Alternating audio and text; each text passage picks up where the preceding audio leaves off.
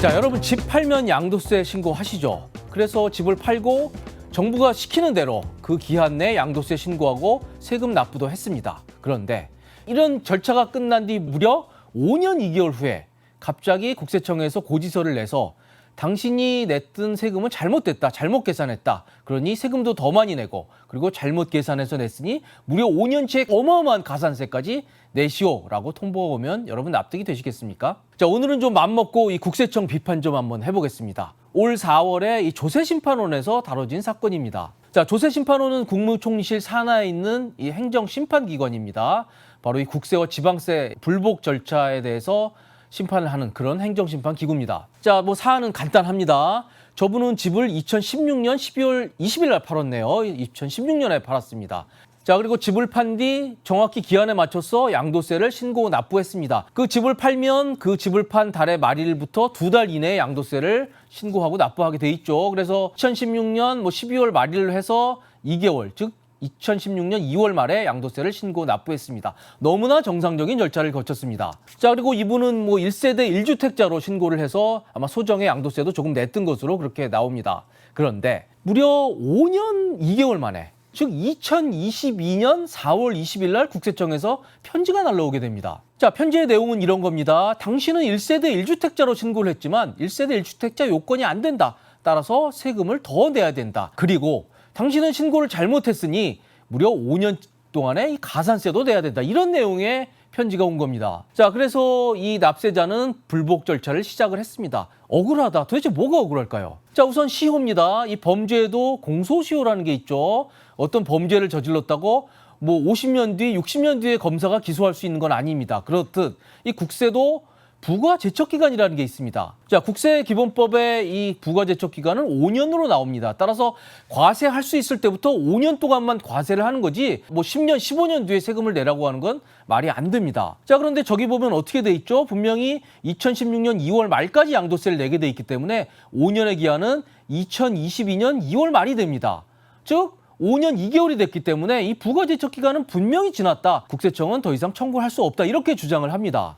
맞는 얘기 같죠? 자, 그리고 실제로 손해도 있었다 그래요. 자, 그동안 국세청에 아무 얘기도 없다가 뒤늦게 과세 통지를 하면서 이분의 경우에는 다세대 주택을 다가구 주택으로 바꿔서 절세를 할 수 있었는데 아무런 얘기가 없어서 그렇게 하지 않았다. 따라서 국세청의 느린 늑장 행정으로 엄청난 손해를 봤다고 그렇게 억울함을 얘기를 했습니다. 자, 그런데 국세청은 이렇지 않다는 겁니다. 이 납세자가 세금을 납부해야 되는 시한으로 인식하는 저 2017년 2월이라고 하는 것은 이 양도세 예정 신고 납부 기한일 뿐이라는 겁니다. 그리고 실제로 이 양도세에 대해서 확정 신고가 이루어지는 것은 이게 2016년 귀속분이죠. 2016년에 집을 팔았기 때문에 그거는 그 다음에 5월 1일부터 5월 31일까지 양도세는 확정 신고가 들어가는 거다.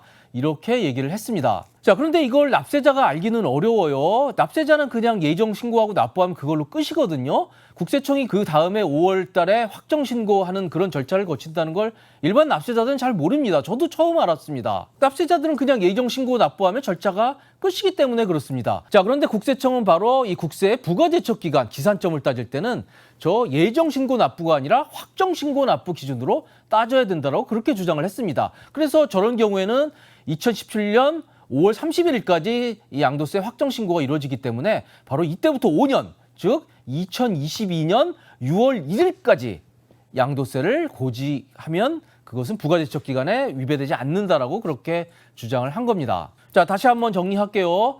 저 사건의 경우에 저 납세자는 비록 집을 2017년 2월 말까지 양도세 신고 납부를 해야 됐지만 이거는 어디까지나 예정 신고이고 확정 신고는 2017년 5월 1일부터 5월 31일까지 이루어진 거다. 따라서 이 확정 기간이 끝난 다음 날, 즉 2017년 6월 1일부터 기산을 해서 그때부터 5년, 즉 2022년 5월 31일까지는 국세청은 양도세에 대해서 과세를 할 수 있는 그런 거다라고 그렇게 주장을 했습니다. 즉 5월 31일까지 할 수 있으니까 우리들은 4월 20일 날 세금에 대해서 경정 고지를 했기 때문에 유효하다라는 주장을 한 거죠. 자, 조세심판원은 이에 대해서 어떤 결론을 내렸을까요? 조세심판원은 국세청이 아닌 납세자 편을 들어줬습니다.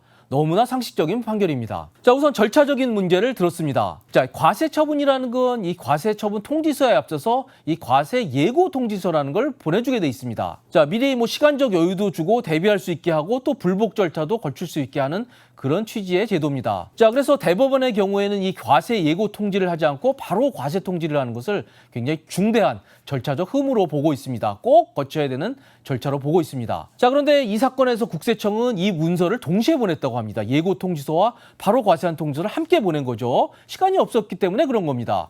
그러면서 국세청은 이런 논리를 대죠. 부가 제척 기간이 임박할 경우에는 이 두 문서를 동시에 보낼 수 있다는 것이 법에 분명히 근거 규정이 있다라고 주장을 합니다. 이에 대해서 조세심판원은 반박을 하죠. 말도 안 되는 얘기다. 자, 그런 동시에 보낼 수 있다는 것은 막 세무조사 같은 거 할 때 납세자들을 고의로 시간을 끌어서 결국 이 국세 부과가 어려워질 경우에 쓰라는 거지.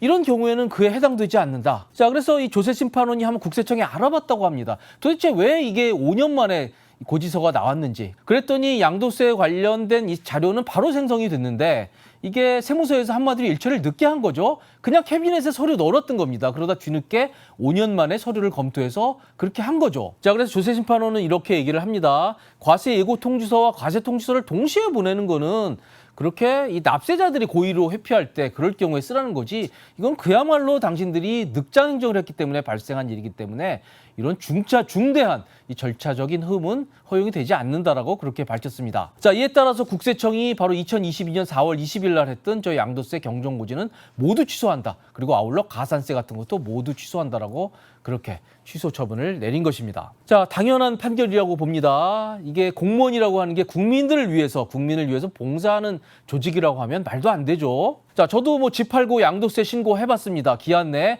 정확하게 신고 납부하면 몇 달 내로는 국세청에서 검토해서 그걸 완결을 지어줘야 되는 게 원칙입니다. 물론 대충 넘어가라는 얘기 아닙니다. 꼼꼼히 보되 몇 달 내로는 완결을 해줘야 되는 겁니다. 그런데 이거를 갖다가 그냥 묵혀뒀다가 5년 2개월 지난 시점에 갑자기 양도세 계산 잘못됐다면서 양도세 더 내고 가산세 내라고 하는 건 도대체 말이 되지 않습니다. 자, 이건 공무원들이 충분히 비판받아야 될 일이고 조세심판원의 결정은 너무나 당연한 결정이라고 생각됩니다. 그런데 여러분, 여기서 한 가지는 좀 주의하실 필요가 있습니다. 종종 이런 경우가 없지 않다고 세무사분들이 그러더라고요. 양도세 신고해서 한참 전에 잊고 있는데 뭐 3, 4년 뒤에 연락 오는 경우가 적지 않다고 합니다. 그럴 경우 대비해서 이 양도세 관련 서류 같은 것들은 좀 오래오래 보관할 필요는 충분히 있다고 생각이 됩니다. 자, 저희는 지금까지 최근에 나온 이 조세심판원 결정 예를 토대로 양도세 이 부가 제척 기간 문제에 대해서 알아봤습니다. 시청해 주셔서 감사드립니다.